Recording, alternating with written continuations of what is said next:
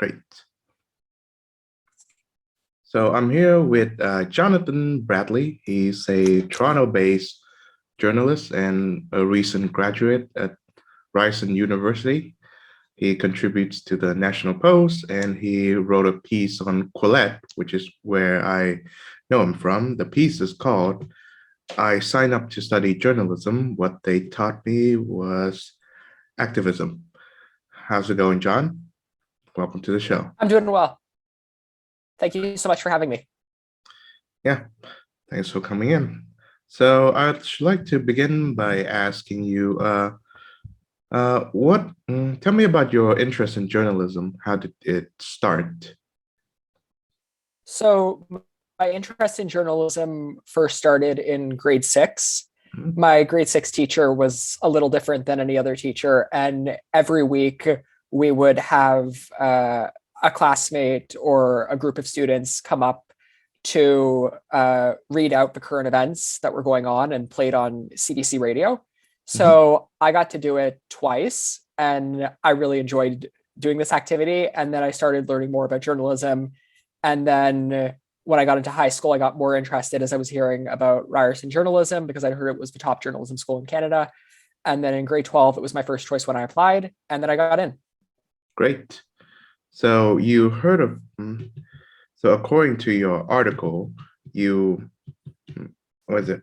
So when you first learned you had been accepted to RSJ, Ryerson School of Journalism, to quote, "I remember the moment exactly, 9:40 a.m. on Friday, January 20th, 2017, in room 317 of Cardinal Center Catholic High School. I was in my Cardinal politics Carter. class. Cardinal Carter, yes. Yes. I was in my politics class checking email on my cell phone shortly before the class bell rang. The news filled me with pride." So I wonder if you still feel the same amount of pride having been graduated from the same school, 4 or 5 years later?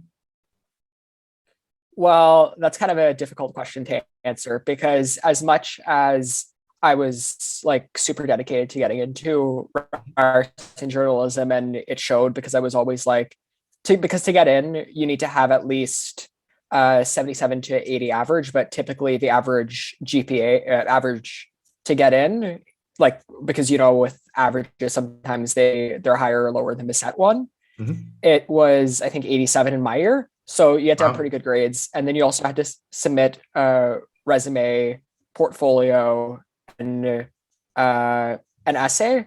So it wasn't like just something where you could just like submit the grades and be fine. You really had to put an effort. So are you a Toronto native? Like, were you born and raised in the city? I'm from the suburbs of Toronto. Gotcha. So when was the moment upon admission, upon actually attending classes, that you noticed that something was up, something was wrong here? This is not what I've It signed up was, for. well, the first real moment was the orientation day, which I document in the piece. It was in late August. I remember getting off the subway that day and heading to the architecture building, which is one of the main buildings on campus. And we were in a big room. There was about 130 people, I think, Mhm. give or take a few. And I just remember sitting down and being all excited to hear like the chair welcome us. And then a professor walked to the front of the classroom and greeted us. She's like, "Welcome, you're the class of 2021." And then she just jumped in being like, "Oh, you journalists nowadays, Trump is always like, oh, you're the fake news media. You're you're stupid." And she was kind of making fun of Trump a little when she was going on her rant. Mhm. And being a more conservative minded person, support Trump's policies, some of his policies I don't agree with.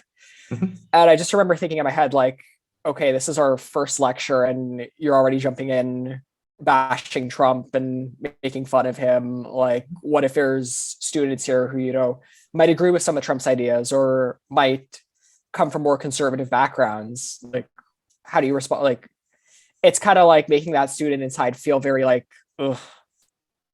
Yeah, I can understand that. I know that.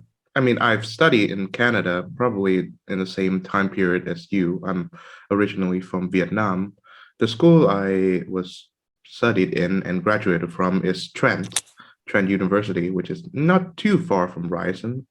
Ryerson was actually my first choice, um, and I wanted to do an English program, and so tell me about your views on the former Republican president of the United States. I know you haven't elaborated on that on your piece, but I like to hear those. So, out of when it came to Hillary Clinton or Donald Trump, I would choose Donald Trump any day compared to her. I think I like his appeal, but he's anti-establishment. And I Mhm, believe in some of his opinions regarding the economy, immigration, healthcare. I'm a pretty conservative minded person. mhm, So I think that he had the most conservative policies, and his whole message of making America great again after 8 years of disastrous policies from the Obama administration, mhm. I found them rather appealing. In the 2020 election, I will admit that I would continue to support Trump. And we saw that where more people did end up voting for Trump, even though he lost to Joe Biden. Mhm. I disapprove of how he continued to insist that the election was rigged and that there was voter fraud when that wasn't the case. I think it's just him being his like egotistical personality that Mhm. he was very, oh, like I don't like losing, but sometimes you have to be gracious when you lose and realize that I could have done things differently. Right. So, yeah. So journalism. Would you say that the diversity and inclusion program that they are undertaking at Ryerson, I think they're still doing it. You know, how would you say that they are hindering the journalistic process? They're creating these people. Well, I think that the Ryerson School of Journalism is hindering the industry with this diversity inclusion agenda by creating less open-minded people. They're closing off people to exploring ideas. Mhm, It's making people who are, maybe conservative, libertarian, or even just someone who's just like has beliefs all over, feel that they don't belong in the program, mhm. or that if they stay in the program, they have to keep their mouths shut or risk being ostracized. And that's totally against what a university should be about. We should be committed to having all students feel free to speak their minds and share their opinions without fear of reprisal. Of course, yeah, that is what freedom of speech is all about. But of course, recently there's the government backlash against the Freedom Truckers convoy protests, and Justin Pierre Trudeau has enacted, was it the Emergency Acts, which is a reminder, a replay of his father's enactment of martial law during 1970. And would you say that the diversity and inclusion idea has the series of ideas that it contains have made its way into mainstream Canadian politics as we speak? Yes, we see people demonized for having different opinions, Mhm, especially in the last election, which I found to be incredibly divisive on Trudeau's behalf. I'll never forget watching that video of him where he was talking about vaccine mandates. And he was like, if you don't want to get vaccinated, that's your choice. But don't think you can get on a plane or train and put other vaccinated people at risk. There was another video going around at that time where he spoke about how unvaccinated people, they often hold resistant misogynistic beliefs, right. which is Yeah. untrue. I happen to know unvaccinated people who aren't racist and misogynist. Mhm, So I was rather offended with those remarks. yeah. And the idea, one of the core beliefs of the diversity inclusion is you must agree, you must comply 100%. And if not, you're an evil monster. Mhm. And I think we're seeing that seep into Canadian politics. Of course. I'm in Vietnam. The COVID restrictions are still pretty rough. Even people are triple vax or quadruple vax. They're still required to wear masks when they're outside and so on. And of course, the entirety of the COVID restriction regime rests on this one foundation that if you don't follow these restrictions, which are getting increasingly restrictive as they go along, without much of a scientific basis to justify them, you are considered callous and you don't care about people's lives and such. So I'd like to hear about your opinions regarding vaccines and the vaccine laws that's going on in your country. So I support COVID-19 vaccines. I myself am fully vaccinated, haven't got a booster. I believe that the COVID-19 vaccine is effective at preventing serious illness and death and hospitalization based upon what we've seen from the data. I don't believe in vaccine mandates. I believe people should be free to choose whether or not they want to get vaccinated.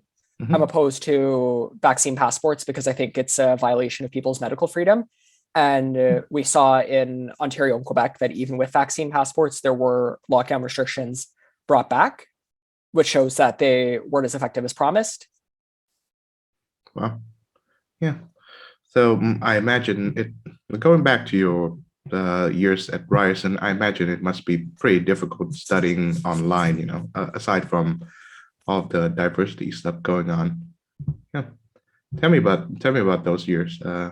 How did you manage to, you know, cope with everything that's the online schooling and such? Well, with the online schooling, I saw some benefits to it. I saved time and money because I commute from the Toronto suburbs, so I don't have to fill up my Presto card every week, which is pretty nice. My classes started going back in person about 3 weeks ago. And it was funny because I went to go fill up my Presto card. I'm like, oh my goodness, this is the first time in almost 2 years that I filled up my Presto card. And I definitely saved, yeah. And I definitely saved time too, because I was commuting, typically one way would be about an hour to an hour and a half. So it was kind of draining at times with the commute. And even when I started heading back to in-person classes, which is like, oh my God, like this is such a struggle. But definitely with the online environment at Ryerson Journalism, at least, I continue to see the social justice going on. Yeah. I remember I documented the piece, some examples that I remember. One was in fourth year. It was an online class, editing essentials, and we were waiting for the class to get started. And it was shortly after the 2020 election with Trump and Biden. And the prof, we were all in and we were waiting for the class to start. And then she said, now, I must tell you, I'm really upset that even after all the lying, the homophobia, the racism, the sexism, that Trump got more votes than he did in 2016. And she went on to speak about how she has quote unquote marginalized people that she knows and that they're harmed by Trump's views and that white people like her need to do better. It's just, you know, a classic form of flagellation, self-flagellation, Yes. per se. You know, it's quite funny how, you know, you get really worked up in even in Canada over what's going on in the democratically elected U.S. election. You know, an election that you don't have much involvement in. And I think I've heard somewhere, and please correct me if I'm wrong, that there's a law that's in Canada that says that you cannot directly influence a Canadian election, even via telling people to endorse a particular candidate if you're not a citizen of Canada. Is that still the case? I believe so. I've seen a video about it. It was with John Oliver, and he made a joke about it with Mike Myers. Yes, yes. Myers. I believe that it remains the law. I don't think it's ever been enforced though, because that would be tough to do. You'd have to like get a person sent to Canada to go to trial. It would be funny to see if that actually did end up happening one day. Yeah, one can only hope. Tell me about the Bill C-16 as well as the Bill 67 that's going on right now. I don't know if you've heard anything of it, but I assume that you know who Jordan Peterson is. Of course. He gained stratospheric levels of fame by opposing this particular Bill C-16, which I believe the intent was to protect certain people who has pronouns in their bios, but according to Dr. Peterson, is about policing speech. and he has come out against this Bill 67. So, what do you have to say about that? What do you know about the new bill that's coming out? So I'll delve into C16 first because I think that's important to talk about. Yeah. So Bill C16 would add gender identity and expression to the Canadian Human Rights Act and Criminal Code of Canada to prevent people from being discriminated against based on gender identity and expression. But Peterson interpreted it to, like, he read into it and like did like his psychological powers that he used to determine that this bill would lead to compelled speech. And people at the time said, oh, that's crazy. That's not going to happen. But we've seen a few human rights complaints. There was one in BC last year where a non-binary person who went by they, them pronouns was alleged discrimination and won for being misgendered at her their workplace. And that person received cash and like an apology from the bar that they were fired from. There was a similar case in Ontario too. That one was, I can't remember the bar owner's name, but it was Gallagher's Bar. I think that's what it was called. Your listeners can look into it if they want to know more. Yeah. And it was about some non-binary people who were misgendered in their workplace, and they went to be human rights. They filed a human rights complaint against the bar owner, and were able to allege discrimination. I think that Bill C16 is a dangerous bill. It's wrong to have people be compelled to address someone by a fictitious pronoun. Yeah. In Canada, we have laws on what you can't say, but we don't have laws on but free society should never have laws on what you can say, because that's just undemocratic and unreasonable. With Bill C67, I'm opposed to it. I think that the Ontario government is naive by just going along with it. I hope at least that the Conservative MPPs who voted for it didn't realize what they were doing when they voted that way. But if you do look into the bill, you'll realize that it's not at all about anti-racism. It's just about furthering discrimination. Of course. And that is... and fueling intolerance. Yes, discrimination based on viewpoints. And to quote from this Quillette article, so my affiliation, as in yours, with school publications came under attack after I wrote a column for a third-party outlet arguing for the disbanding of equity, diversity, and inclusion offices at Canadian universities. I was then banned from writing for the Eye Opener, one of Ryerson's student newspapers, on the basis that my Christian viewpoint on LGBT issues would make members of our community, especially queer, trans, and non-binary folks, no longer feel safe.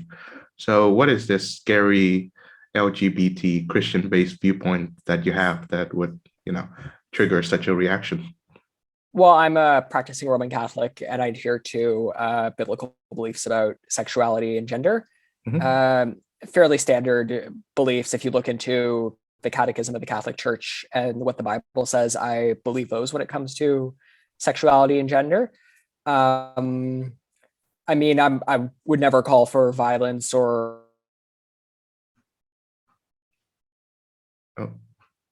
harm against anyone, regardless of their sexual orientation or gender identity. I believe that people should be free to live how they please, so long.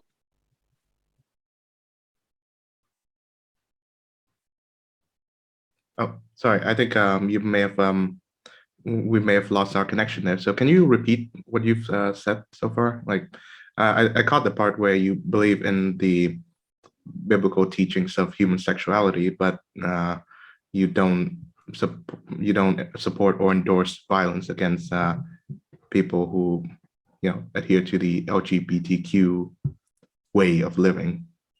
Is that correct? Yes, I believe people should be free to live how they please and date and marry who they want, as long as they choose not to interfere with other people's beliefs, whether they be religious or philosophical. Of course. One can level, genuine reason criticism at what the Catholic Church thinks about, the homosexual question. I don't know if you read the blogger and columnist Andrew Sullivan.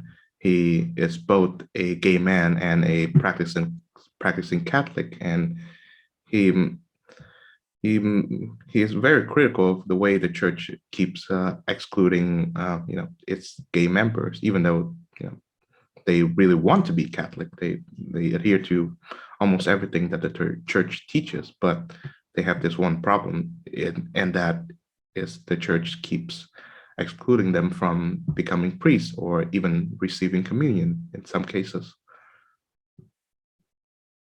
Well, that's ultimately not up for me to decide. I believe that the decisions on what the church believes should be decided by the church hierarchy with the Pope and the bishops and cardinals. Mhm. And yeah, Of course. So I don't know if you read William F. Buckley's book, God and Man at Yale. Um, have you? Um, have you? Do you know this man, William F. Buckley Jr.? I have heard of William F. Buckley Jr. and I'm familiar with the book God and Man at Yale. I've never read it, but I know what it's about. Great. So just to provide a quick summary for the audience, I believe that it is a polemic. It was written when he was around, I think, the ages of you and I, 25, I believe. And he wrote about how his alum, the was it, we call it the school where he graduated from, it promotes secularism and relativism and academic freedom. And that was in 1957. I know some of the positions that he took I didn't agree with, but I find that what he wrote of the school and also of higher education in general applies today as well, where most, I mean, I think you and I both know on the outset that universities tend to have a more liberal skew on things. They have a more liberal viewpoint, and and according to certain statistics, or at least the Harvard political philosopher and professor of government Harvey Mansfield put it. I mean, half of the school are consist of leftists and feminists, and the other half is just plain old moderate liberals. So there seems to be no place for conservative students, let alone or even faculty in it. So perhaps I'd like to get a bit um, deal to get a bit personal in that.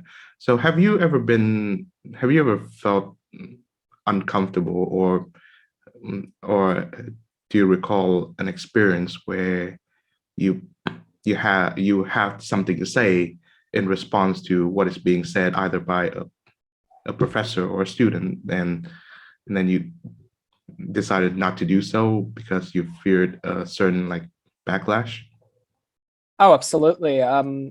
The one article that you talked about earlier that I wrote for the Post Millennial, where I called for equity, diversity, and inclusion offices to be removed from Canadian universities. The origin of that piece was I went to an event for my social movements and politics class Mhm. with Eve Saint, who was one of the Wet'suwet'en defenders. For your audience that's not familiar, the Wet'suwet'en protests were these series of rail blockades that were being held to protest against a coastal GasLink pipeline that was being built in northern BC. So I went to this event, and Eve Saint, who was one of the defenders who was arrested, she got up and she was just bashing Canada and saying that the RCMP is the KKK Yeah. and that Canada's an awful racist country and that people should be ashamed to be Canadian. I truly found these remarks disgusting. I remember going to the event and I was like, if I didn't have to show up because of class, I would have skipped the event completely. Like I would have walked out probably within the first few minutes because I was so disgusted and angry about what she said. But yeah, there's back to your point about there being a whole bunch of far left and liberal professors. I'd say at the Ryerson School of Journalism, there's not a single conservative professor in the department. I Mhm. do happen to know at Ryerson, I maybe say there's about 3 or 4 conservative profs that Mhm. I've interacted with or that I know of, who have reached out to me and been like, "Oh, I'm a conservative too." Um, Hmm. but two of them I know don't have tenure, so they're not that open about their beliefs, which is obviously a big factor. Because if you don't have tenure and your colleagues find out that you're a conservative, it makes it tougher to stay on. Uh, I was actually having a conversation about this with a journalism prof at Ryerson who I keep in touch with, and I brought up the hiring bias in academia and the lack of conservatives, and she kind of dismissed me at first. And she's like, "Oh, that's not true. Like, that's just something that like conservatives made up." And then I presented some evidence to her, and she's continued to dismiss it. And then I said, "Think back to your time in the department. Has there been a conservative professor?" And then she paused and said, "Actually, I think I'm the most conservative professor in the department." So here's And she's like, "And I don't even consider myself a conservative." Mhm. Yeah, I think I'm all right with schools or universities having virtually a majority or even virtually all liberal staff, uh, professors and administrators and the like. I mean, that's all right for me.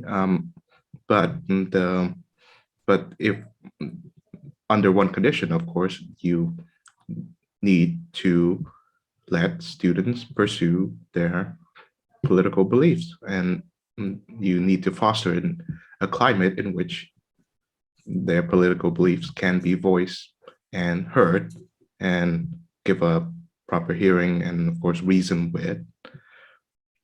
And Yes. what I find is number one, this is what my theory is. I think that these attempts at silencing or bullying or threatening people, I don't know if you've heard of the Lindsay Shepherd story / case. And part of the reason why that is the tactic of choice for the new orthodoxy, the diversity and inclusion orthodoxy, is that they don't have much of a good argument to present. Um, of course, when someone asks you, well, is Canada a racist country? You and I both would answer no. But nevertheless, there's this one premise that is being presented and shouted to all the time, and there's not much of an evidence for it. People point out to historical evidence that Canada was very racist against its indigenous population, but present day racism, there's not much going on. I'd agree with that notion about how we see with the diversity and inclusion apparatus, there's this desire to push their beliefs. And if you present any factual evidence, they'll shut it down and tell you, "Oh, that's wrong. That's stupid." Like back to your point about the Canada being a racist country, even if you look at polling data, for example, there was a poll done around June, where they asked this question, and 2/3 of Canadians said that Canada is not a racist country. And it was funny because even the majority of people of color themselves said that Canada is not a racist country. The only group one of the only groups where the majority said so was social justice advocates. So it goes to show that even like the people who they think are being oppressed are not. I mean, we see this all the time where people who are Black conservatives or gay conservatives or Muslim conservatives just get completely like dismissed by social justice advocates, saying like, "Oh, you're a self-hating Black person or you're a self-hating gay person," which is totally wrong. I think that conservatism is for everyone, just as long as believe in like certain tenets. Of course. So the way I see it, I think I've been told by I've read from either Russell Kirk or Jonah Goldberg that there are two pillars to at least the Anglo-American style of conservatism, which I find to be sorely lacking in Canada. There's the classical liberal belief in free market and free trade and overall free choice, but there's also a strong belief in certain traditions, and in your case, Catholicism and what you'd call the Judeo-Christian heritage. And you need to have both of those. But I hear it all the time. I mean, both of these pillars have been under attack by, I mean, even the liberals. I mean, you don't see many Hollywood movies, or I don't know if Canada has their film industry, but it's probably the case also. You don't see many Hollywood movies that celebrate the free market or the Christianity. And I know Mel Gibson aside, I guess. Um, and why do you think that is the case that there's that I mean, it's a foundation for Western society. Why do you think that there's this ongoing effort to either deny it or even, or even what do you call it, destroy the understanding of that foundation? I think it's because these Hollywood elites are just out of touch, and they think that, and rather than reaching out to these people and hearing what they have to say, they'd rather demonize and vilify. Mhm, I mean, we see this with why certain shows are so successful while others aren't. Like mhm. Roseanne, for example, back when it was on TV back in like the mid 2010s, Yeah. we saw that it was rather popular because it appealed to that blue collar appeal, and they talked about like family and like hard work, Mhm, and all while poking fun of things uh, from like a lower middle class lifestyle. mhm. Um, and they talked about faith and all that, and that's important. I think it's just because these people, rather than take the effort to listen, would just prefer to demonize and vilify because it makes themselves feel good. Of course. Yeah, I don't think I can remember a television show or a film that I've watched, at least in the last 10 years, where the protagonist is explicitly or devout religious of any kind, definitely not Christian. But even people who are devout Muslim, they are often characterized as either, as at least in Hollywood movies or even shows like Homeland, as victims of some kind of U.S. foreign policy or some stuff like that.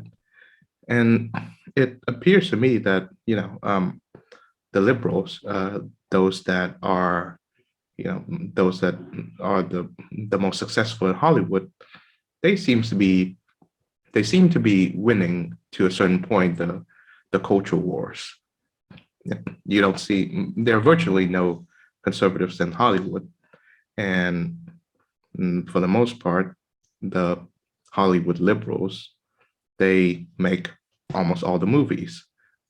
But nevertheless, I mean, starting in 2017, during the Harvey Weinstein expose, I think that they begin to lose.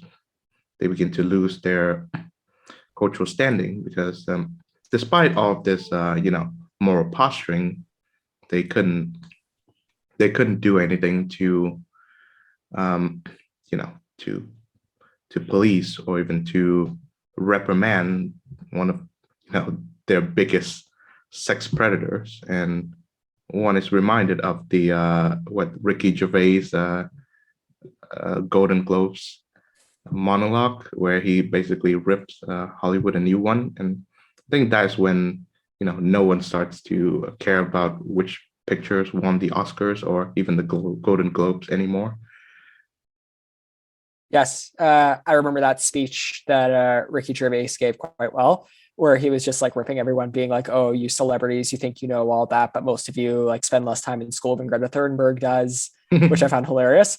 Um, but it definitely does show that like elites are kind of out of touch with the real Canada, you could say.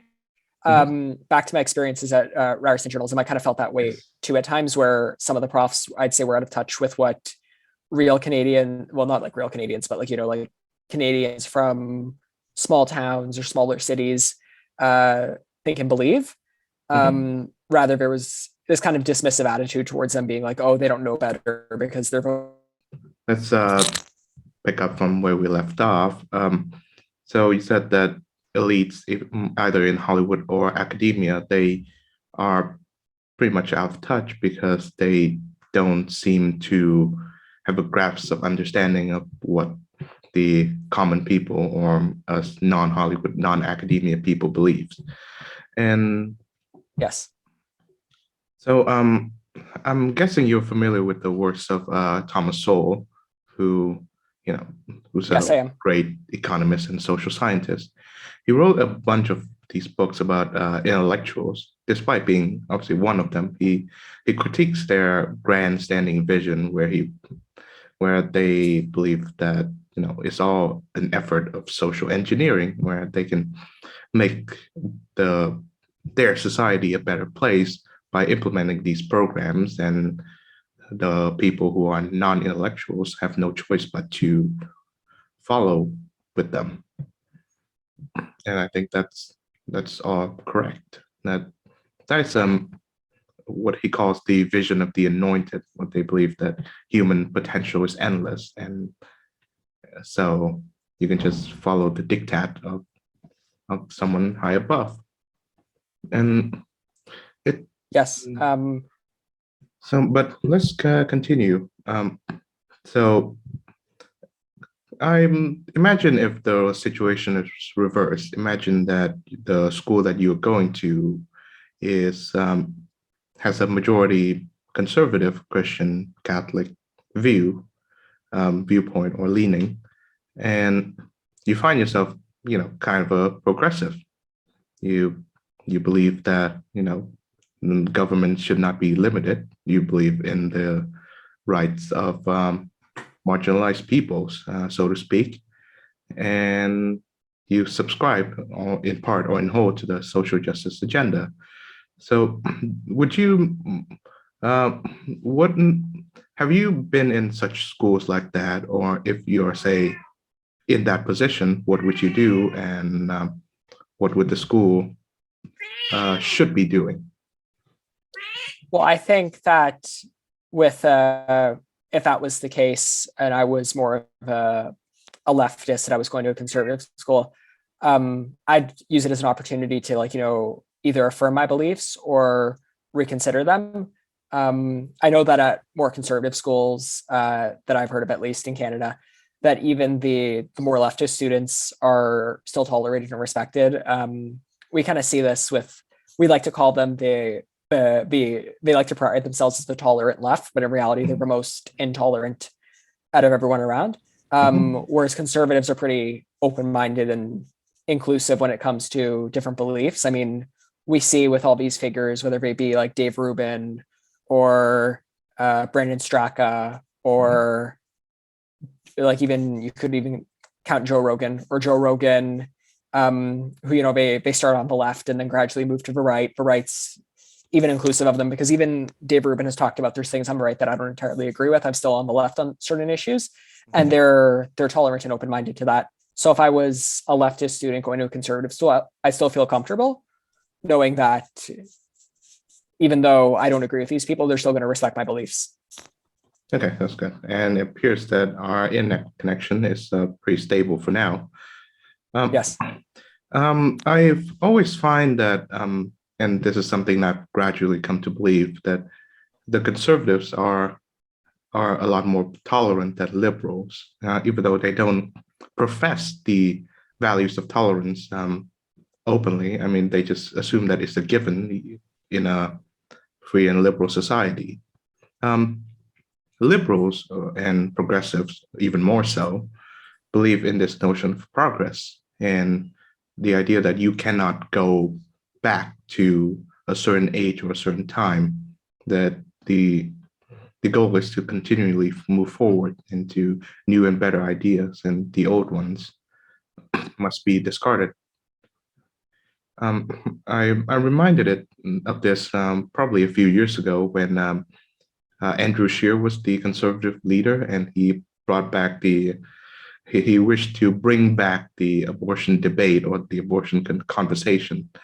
I imagine being a practicing Roman Catholic, you are vehemently against it, but nevertheless, would you be open to hear from opposing arguments regarding, well, one, abortion, but then moving on to your school, would you be open to hearing arguments from you, even good ones from the social justice progressive left. Absolutely. I think that there's plenty of room to debate on that issue, even though I do identify as pro-life myself. Mhm. I think that there are some reasonable restrictions that pro-choice people might agree with, whether that be banning sex-selective abortion or increasing funding to polling data. There's been polls done that show a large majority of Canadians do believe in those two policy areas. And I think that even most pro-choice people at Ryerson would agree that it's wrong to terminate a baby because of her sex or his sex, depending, and that it's right to fund pregnancy care centers that allow people to be counseled out of abortion. Yes, of course. Yeah, one thing that the pro-choice movement, or the ideas that they seem to be missing, and I'm very much familiar with this because I'm from Vietnam, is that the idea of sex-selective abortions. That is just cruel and obviously sexist practice. And the pro-choice people never once mentioned that, because I think that it's not practiced in the West. But nevertheless, I mean, I'm on the Catholic Church's side regarding abortion issues, even though I mean, I have reservations given, there are certain exceptions regarding to, being rape and such. So, but moving on, so my final question to you is, how should journalism be taught? Because you've mentioned that the graduates from journalism have had trouble finding jobs and steady profession, and it, for one thing, it has to do with the decline in print media. I mean, not many people read papers or even magazines anymore, but the other, I assume from what you've experienced, is the way that journalism is being taught. And so my final question to you is, how do you think the Ryerson's School of Journalism should do better? Oh, there's plenty of steps that the school can take. The first one in particular being that you need to be drilling into students from first year that networking is everything.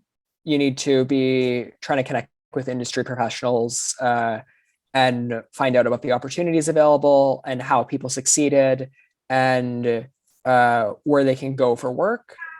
I think that would be a logical step. I also believe that there needs to be more emphasis on new mediums like Substack, where we're seeing journalists leave traditional news outlets and jump onto Substack and make pretty good money off of that.